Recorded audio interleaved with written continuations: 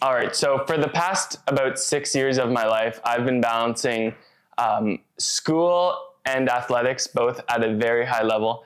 And I'm often asked how I find the time or energy to keep up with these two things. So on the fitness side of things, I'm competing against people that do this as their full-time job.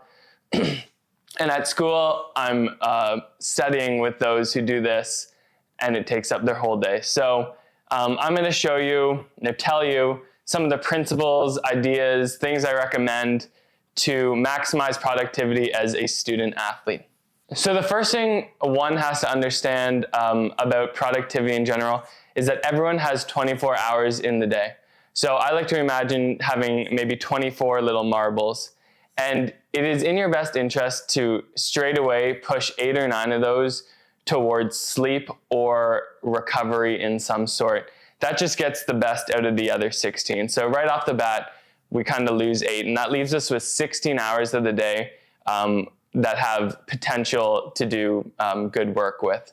How you break up the rest of the two really depends on your goals. So what I like to call the locked-in ratio is the number of those 16 that are going towards either school or exercise training divided by 16. So theoretically, if you put 16 of those hours towards training in school, your lock-in ratio would be a 1-to-1 or like 100%.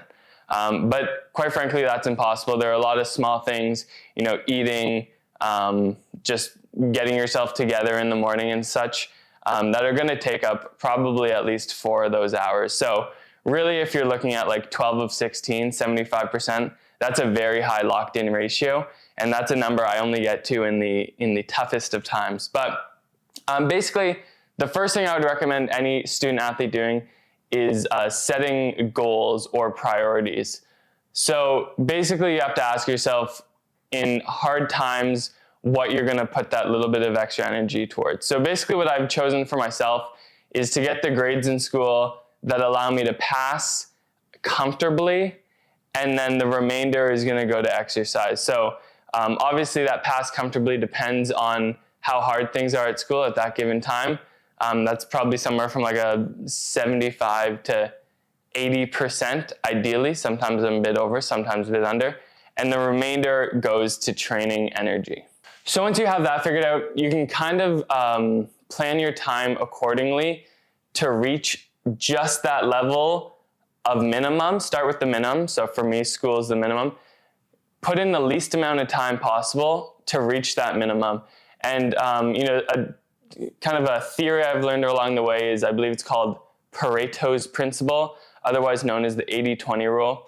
Basically stating that 80% of the outputs or grades or results in this matter come from the first 20% of the training or studying. So that's kind of a tool I like to think about. When I study, I always think about this curve that's kind of exponential growth at the beginning.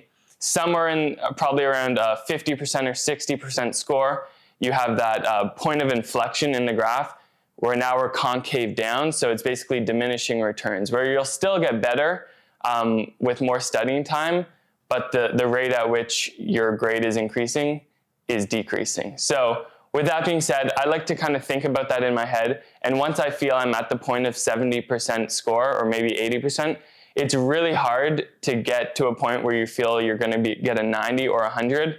And that extra 20% is going to take a lot of your time. So basically what I've done is at that point I stop and I go into a test assuming I have about 70 or 80% of the knowledge, which some people are uncomfortable doing, but quite frankly, I think it's necessary.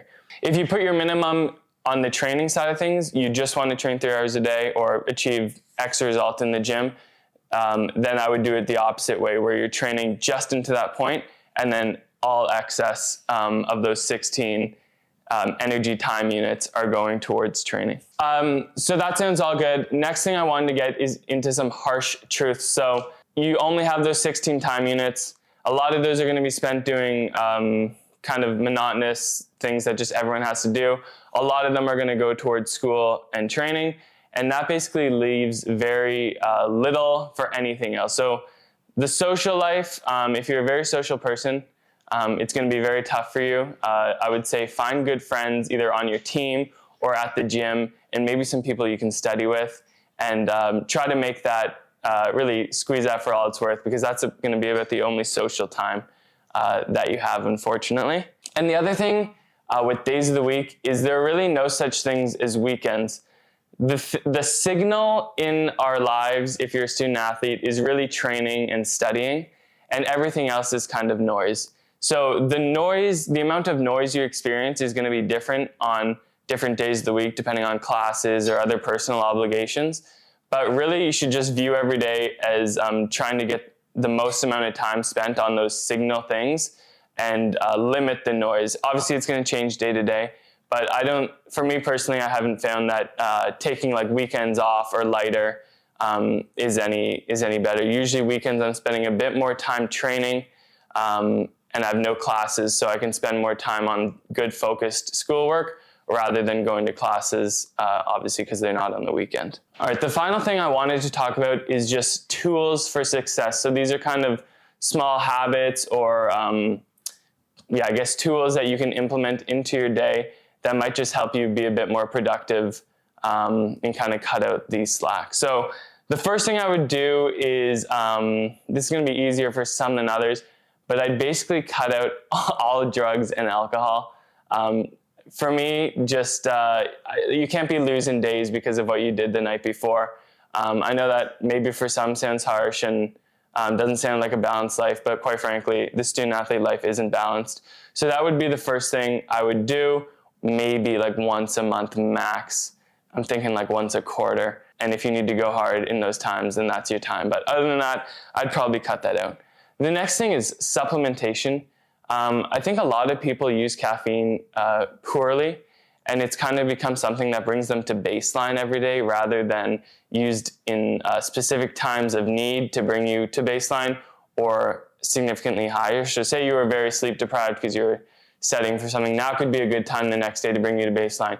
Or if you need to perform particularly well on a certain day or time for your sport, now's a good time for caffeine supplementation. But a lot of people kind of just water it down through daily use.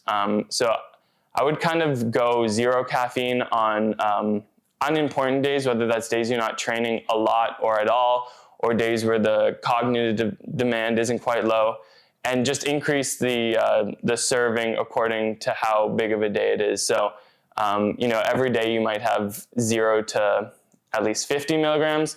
And then on heavier training days or cognitive days, that number might go to like 2, 3, or 4 milligrams per kilogram of body weight, maybe even higher for some. But experiment with that, find out what works for you. But I would say just use that strategically because it is a good tool to give you that extra edge.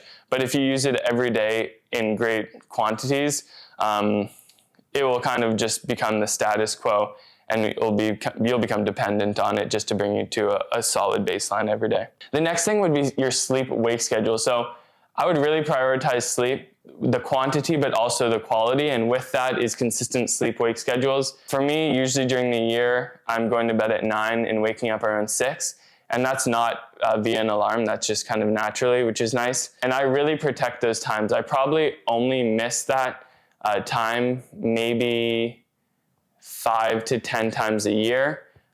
Maybe a few times I'll do something that goes late at night, and sometimes traveling throws a wrench in that. But I really do protect that time.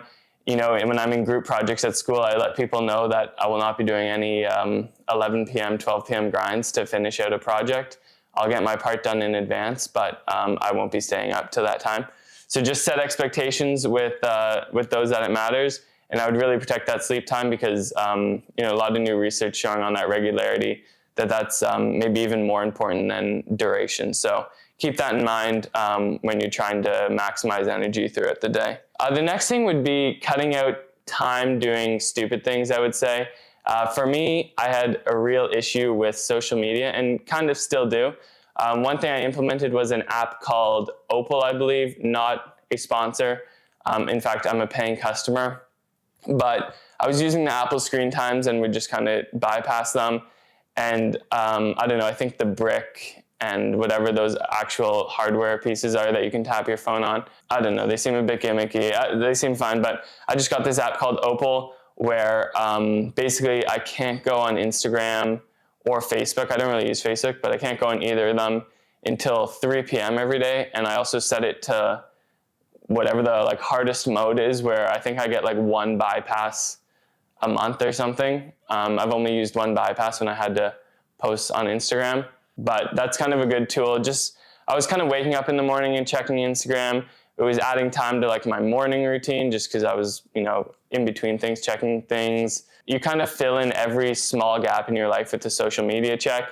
And I also think that just doing that and never being bored to the slightest degree just reduces your ability to focus when that time comes. So I would implement something like that. If you really were willing to, maybe delete it entirely and just see how that goes. I know some people that have had success with that. The last thing I would recommend, and my mom's going to listen to this and say I'm the biggest fraud, but I would recommend reading. And this isn't something that I've done in the last 4 years, but in the last 6 months, I've really picked up. I think it's a good way to train the brain, just the ability to focus a bit better, and also just learn a little bit and shape your thoughts a little bit better. So I don't know, maybe I'll provide a list of some of the books I'm working on now. They're mostly in the fiction realm of things, nonfiction side of things. But as I get better and faster, hopefully I can just tackle more books and kind of crank through all the classics. But those are the things I'd recommend. They've worked for me over the past 6 years as I'm wrapping up my school career now. So good luck to everyone out there that's pursuing such things. Thanks for watching.